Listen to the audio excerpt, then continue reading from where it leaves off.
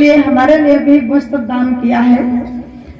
तो भगवान से, माता रानी से यही रिक्वेस्ट है कि माँ भवानी, अन्न धन रुपया पैसा लक्ष्मी की कोई कमी नहीं रहेगी। हम तो आशीर्वाद हम क्या दे सकते हैं, लेकिन उनसे कि ऐसी आत्माओं को जो हर्ष उल्लास से 2 रुपये अपना दक्षिणा कर दे और अहंकार का 50,000 वो भगवान को पसंद पैसा खर्च किया है, इसको आप जोड़िए और फिर बताना 1 साल में पूर्ण न हो जाए तो। दान देने से धन नहीं घटता है।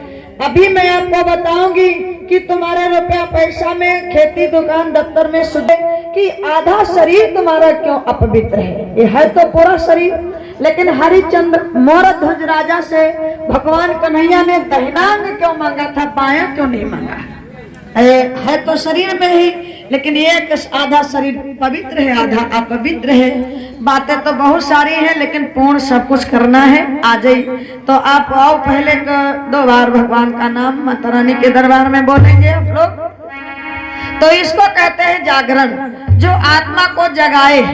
और मैंने तो कोई गुरु बन करके आपकी सेवा तो नहीं किया है, लेकिन नाई बन करके निमंत्रण दिया, ये बता भी दिया है कि इनके पिता का नाम है सतपुरुष माता रानी के। जिनके दरबार में बैठो हो, इनके पिता का क्या नाम है? कोई पूछेगा आपसे, बोलो क्या नाम है? सतपुरुष। माता रानी के पिता का नाम है सतपुरुष और पति का क्या नाम है? अरे बताया है मैंने, अब इतना ही जल्दी भूलोगे तो क्या करोगे, साल भर में कैसे याद रखोगे। बताया है कि इनके पिता का नाम है सतपुरुष, सतलोक में रहते हैं, ये सतलोक से माता रानी आई। और इनके पति का नाम है, इस देश के 3 लोकों के मालिक हैं, काल प्रभु निरंजन भगवान, इन 3 लोकों के मालिक। और इनके 3 पुत्रों का क्या नाम है? ब्रह्मा जी, सबसे पहले ब्रह्मा को बनाया, विष्णु को, शंकर को, ये 3 पुत्र हैं। इसके ऊपर इस माता के पति जी ने कोई पुत्र अपने अंश से नहीं बनाया। 50 मुद्राओं का दान मुन्ना यादव दादाजी की तरफ से, रामनगर के निवासी। 50 मुद्राओं का दान राम मिलन यादव दादाजी की तरफ से, रामनगर के निवासी, भगवान के चरणों में सादर समर्पित किया है। प्रभु की तरफ से मंगलमय कामना। तो आपने सुन लिया, तो इनके माता रानी के 3 पुत्र हैं। और इसके बाद में अष्टांगी देवी ने अपने गर्भ से कोई जीव नहीं पैदा किया और इन्होंने 3 कन्याओं को बनाया। किसको? लक्ष्मी को और पार्वती को और सावित्री को। ब्रह्मा की पत्नी का नाम था सावित्री और विष्णु की पत्नी का नाम था लक्ष्मी। इनकी बहुएं हैं वो अष्टांगी की, अष्टांगी देवी की वो बहू है, जिनको लक्ष्मी कहते हो, पार्वती कहते हो और सावित्री ब्रह्मा की पत्नी का नाम, शंकर की पत्नी का नाम पार्वती और जो विष्णु थे इनकी पत्नी का नाम लक्ष्मी। इनको अष्टांगी देवी ने, इनको तुम दुर्गे माता कहते हो, लेकिन इनका दुर्गे माता नाम नहीं है, इनका नाम है असली अष्टांगी देवी। 8 भुजाओं की थी, ये गर्भ से नहीं पैदा हुई थी, शब्द से बनी थी, इसलिए इनकी पूजा श्रेष्ठ मानी गई है। 50 मुद्राओं का दान उर्मिला देवी जी की तरफ से, कोठार लखनऊ के निवासी, भगवान के चरणों में सादर समर्पित किया है। 21 मुद्राओं का दान राम नारायण यादव दादाजी की तरफ से, चांदा मोह के निवासी, भगवान के चरणों में सादर समर्पित किया है। परमात्मा कल्याण करे, हमेशा दान कर्म हाथ ऊंचा बढ़े, मन की इच्छाएं पूर्ण होती रहे। तो आपने सुन लिया, अब समझ गए। तो ये इनके 3 पुत्र हैं, जिनको 3 प्रधान बना दिया इस देश के। अब इन्हीं से ये लक्ष्मी और पार्वती से कितनी देवी हो गई? 33 कोट देवी देवता हो गए, 33 करोड़ देवी देवता हो गए। 21 मुद्राओं का दान ओम प्रकाश दद्दा जी की तरफ से, कानपुर के निवासी, भगवान के चरणों में सादर समर्पित किया है। परमात्मा कल्याण करे। तो आप समझ गए, नहीं समझे? समझ में आया? 33 करोड़ देवी देवता। इनकी जो 3 देवियां थी, जो इनकी बहुएं थी, लक्ष्मी और सावित्री और जिनको पार्वती कहते हो, ये ब्रह्मा विष्णु महेश की तीनों की देवियां हैं और 3 इनके पुत्र हैं। और 3 देवी थी, 3 ही पुत्र थे। इन्हीं से सृष्टि का काम हुआ। तो 33 करोड़ देवी दुर्गा भवानी अनि सब कुछ हो गए। 20 मुद्राओं का दान गोलू भैया जी की तरफ रामनगर के निवासी 101 मुद्राओं का दान हमारे रूपचंद सिपाही दादाजी की तरफ से ही के निवासी भगवान के चरणों में सादा समर्पित किया है। परमात्मा की तरफ से मंगलमय कामना। तो इस प्रकार से आपने सुना। अब पिता और पुत्र की पूजा करनी पड़ती है। पिता की कर लोगे तो समझो कि तुमने माता की पूजा कर लिया, क्योंकि इनके पिता का नाम है सतपुरुष, जिनको हम आप गुरु कहते हैं। जय गुरुदेव नाम किसका? प्रभु का। तो सतपुरुष कौन है? जैसे गुरु नानक जी आए थे, पलटू साहब आए, कबीर साहब आए, रविदास जी महाराज आए, स्वामी जय गुरुदेव जी महाराज आए, स्वामी जगजीवन साहब आए।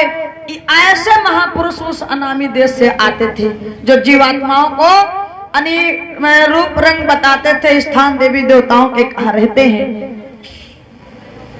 50 मुद्राओं का दान राम समझ मौर्य दादाजी की तरफ से ही चांदा मुख के निवासी भगवान के चरणों में सादर समर्पित किया है। परमात्मा कल्याण करे।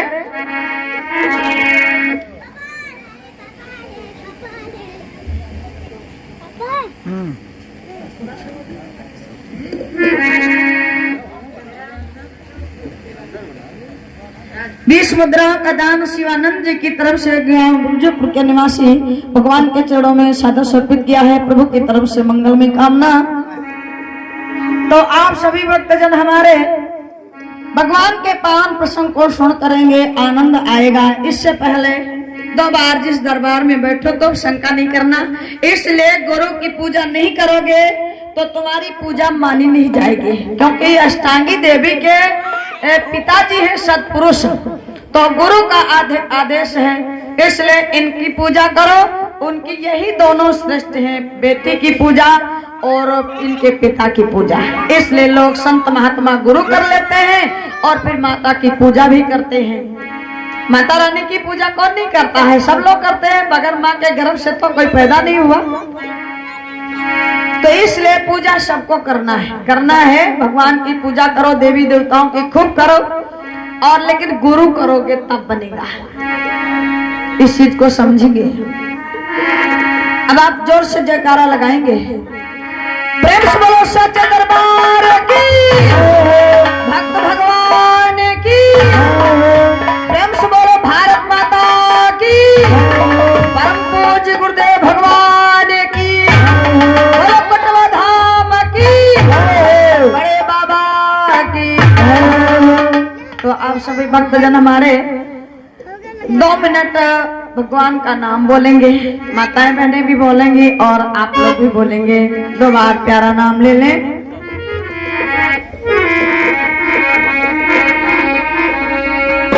गुरु दरिया में नहाना,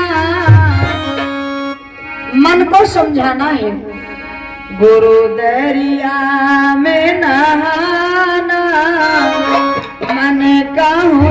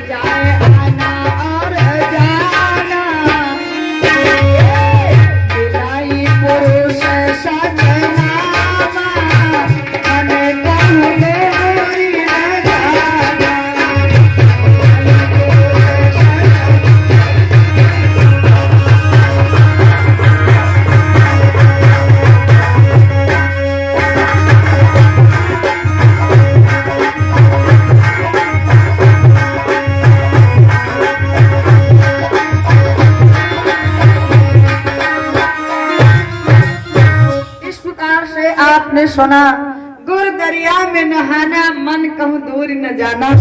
शौरी का मीरा का प्रमाण है, गुर दरिया का निर्मल पानी मलमल खूब नहाना। गुर दरिया में मीरा नहाए छूट गा आना जाना। आने जाने का मतलब जानते हो क्या होता है? जन्म मरण से छुटकारा, जिसको मिल जाए बार बार जन्म न लेना पड़े, क्योंकि जन्म जब लेना पड़ता है तो जन्मत मरत दुसह दुख होई, इसलिए जन्म लेना अच्छा नहीं होता है। ऐसी भक्ति करो, ऐसा भजन करो कि दोबारा मुझे अब कोई शरीर न मिले। यहाँ किसी को सुख नहीं है, चाहे पूजा पाठ करता हो उसको भी तकलीफ है, और चाहे कोई न करता हो उसको भी तकलीफ है। लेकिन भाव दो होते हैं, करने वाले को तकलीफ क्यों होती है? तकलीफ पूजा पाठ करने वाले को दुख होता है दूसरे के लिए कि ये आदमी हमारे ही देश का है, नरक जा रहा है, मेरी बात को नहीं मानता है, भक्ति भजन नहीं करता है, उसको इस बात का दुख है। और जो संसारी है, जो पूजा पाठ नहीं करते हैं, उनका ये दुख है अनेकी रुपया पैसा संपत्ति बनाने का, बड़े बनने का है। ऐसी बात की नहीं है, ऐसे ही चल रहा है। इस बात को समझो तो भजन भक्ति करो, जिससे आप भव सागर जा सकते हो। लेकिन एक चीज से जरूर बचना, निंदा मत करना किसी की। आपको बता दूं, भगवान की कथा के माध्यम से निंदा की बात आपको बताऊं। एक राजा था, तो राजा के वहां एक साधु आ गया। तो साधु कहने लगा, मैं बड़ा भूखा हूँ भैया।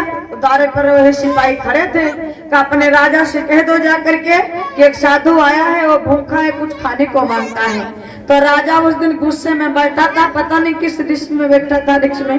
तो कहा जाओ उसको लीद खिला दो। तो वो नौकर चाकर थे, वो बेचारे क्या करें, उन्होंने जा करके और लीद खिला दिया महात्मा को। 50 मुद्रा का दान कमलेश भैया जी की तरफ से चांदा मौके निवासी भगवान के चरणों में 150 रुपये किया है। परमात्मा कल्याण करे। तो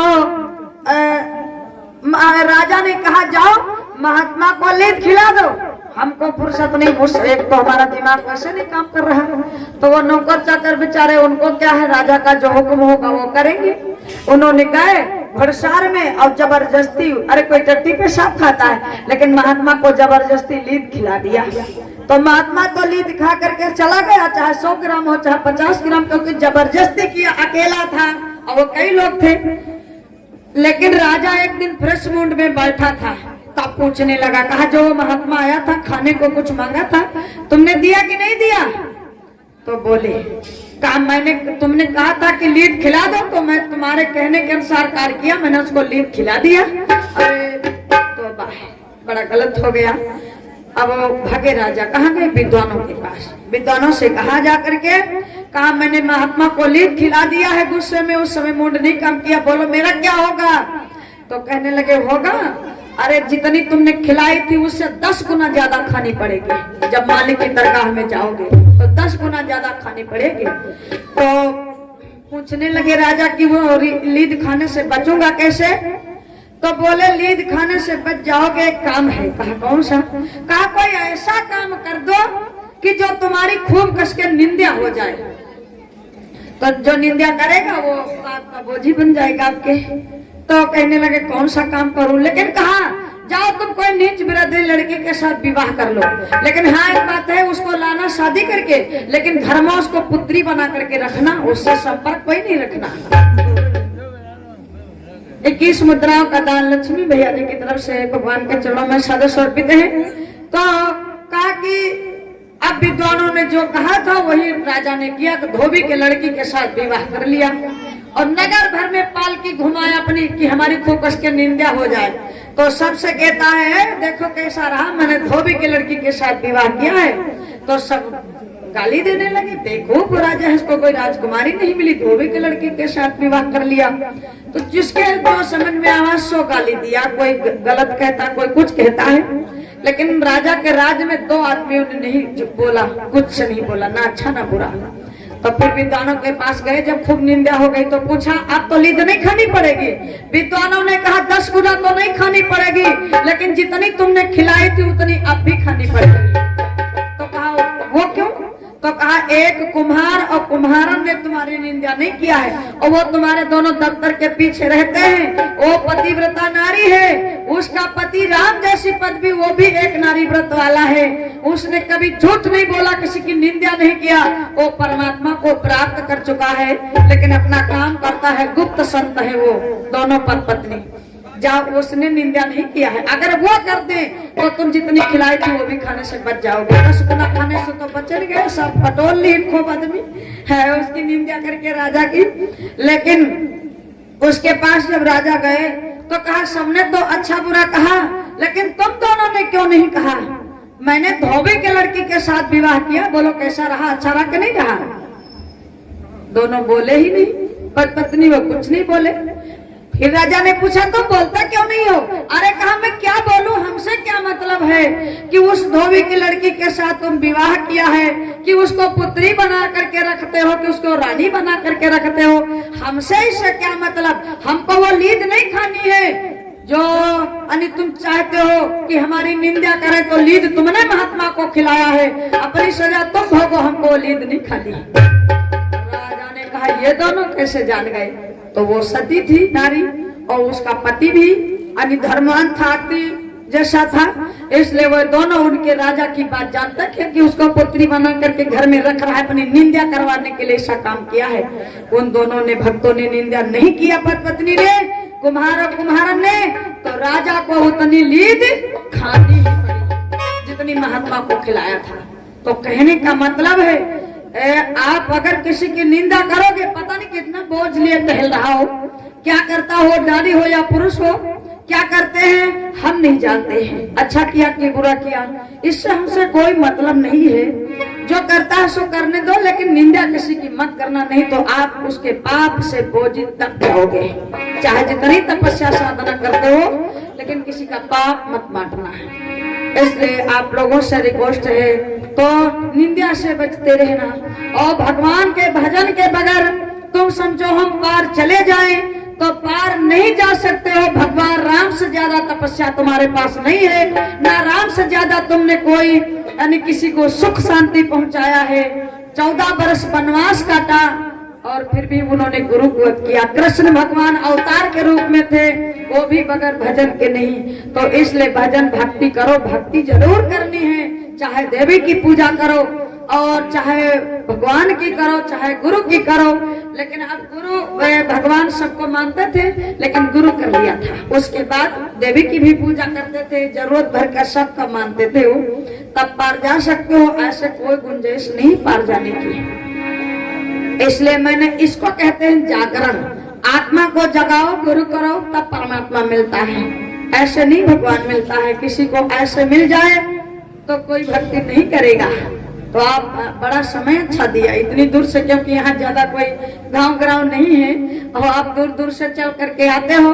अभी तो आपको बहुत चीजें बताऊंगी, अभी शरीर के बारे में। आधा शरीर पवित्र है, आधा अपवित्र क्यों है, ये भी बताऊंगी, और ये भी बरकत की बात बताऊंगी। लेकिन प्रसंग अधूरा पड़ा है दोपहर का, उसको पहले पूर्ण कर दूं, फिर आपको मैं अपनी बात को स्पष्ट कर दूंगी किस तरीके से बरकत आएगी और किस तरीके से शरीर से दान करने से फल फायदा होगा। शरीर क्यों आधा अपवित्र है ये भी बता दूंगी, और फिर झांकी भी देखेंगे। हमारे भैया जी लखनऊ से चल करके आए हैं और ये भी आपकी सेवा के लिए आए हैं। गरीबी क्या होती है अभी तो आप लोगों ने तुमको अनाउंस करके सुना ही दिया है, सुन चुके हैं आप लोग। तो भजन के बगैर कवियों ने लिखा है, गुरु महाराज ने, कबीर साहब ने, कि आगे बड़ी परेशानी भजन बिना, आगे बड़ी परेशानी भजन बिना।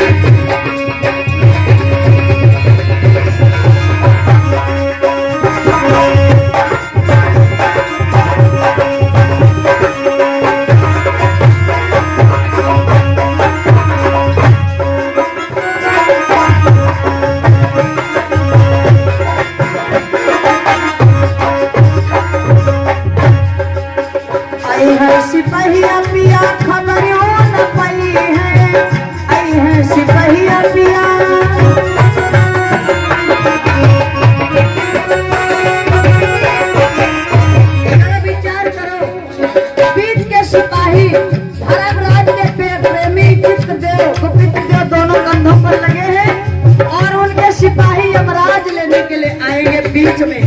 सतलोक नहीं, वहां यही बीचे के लेने आएंगे जो भजन नहीं किया तो आई है सिपाही अम्बिया खबर न पाई है, आई है सिपाही अम्बिया।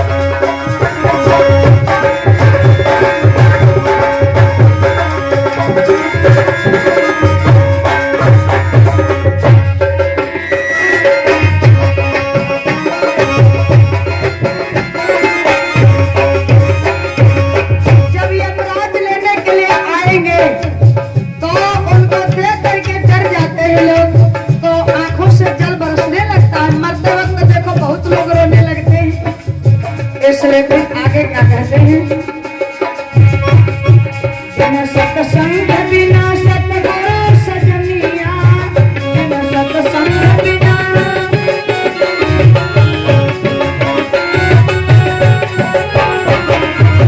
कोई दर्द नहीं जाने भजन बिना, कोई दर्द नहीं जाने भजन बिना।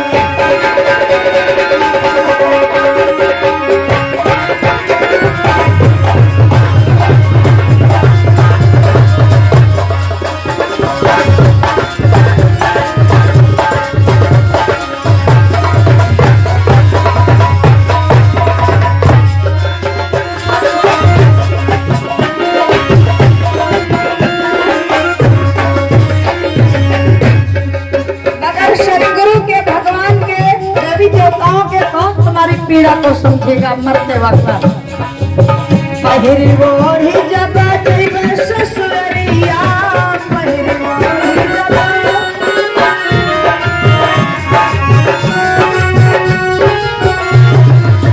पहिरी ओढ़ी जब ससुरिया, पहिरी ओढ़ी जब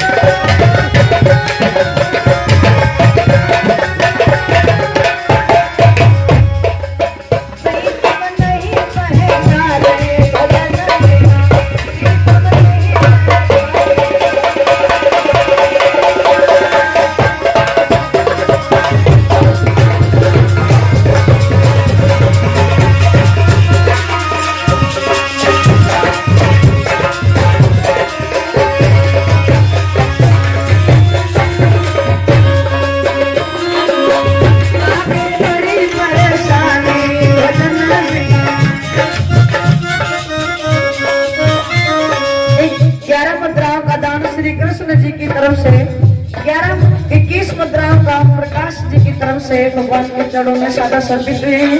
परमात्मा की तरफ से मंगल कामना। इसीलिए कहना